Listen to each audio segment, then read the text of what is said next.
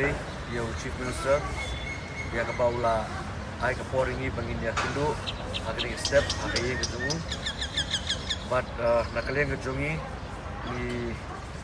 ngidan naka lian jongki NPP block committee na light ligi block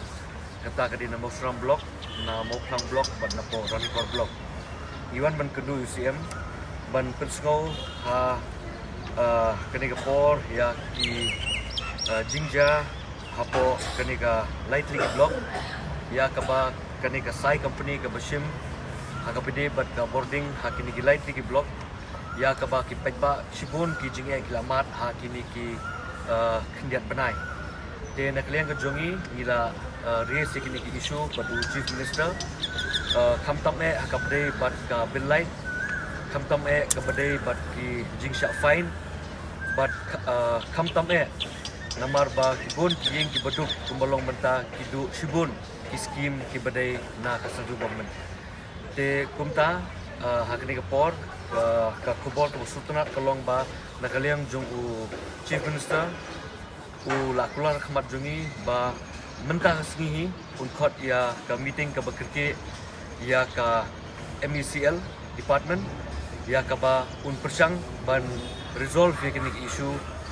kat bala ha kini ki sengi ki banwan boleh syukur isu beteng ke ba yu ba albin la kren ngi so ngo sia yu chief minister bola snap ya kijikot jingnam jong pai ba jong i jong kathan Mosram konstitusi Ranikor konstitusi ba unjuk jong kamau klam tingila pensyai hau chief minister ba kadon sisha ka jingle thombor jong kasai company ya kilong ying long sam jong i ya ki dukan sha dukan ja jong i hakaba ki shurung kini ki sai company la ka vigilance jong ki bat kisa ai ka bil ka ba silak ka ba arlak chief minister ula solungo ba kumno kila banle kata bakin ai da kabil ka ba he kata ta te ka jing dawa jongi kumni baro ke bangilewan tasi kalong ba ngi de ban weng mardor ya ka sai company la ka than jongi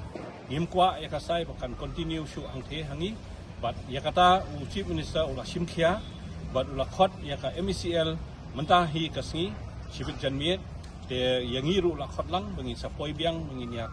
menyetir khmat jong ka MECL bat ngin dawabet ba kasai company kamde shu bandon bat ni angthe bat ngi la ongro chief minister bat IT no syaka MECL bahkan peniat ya ka boarding apo kini ki likely constituency.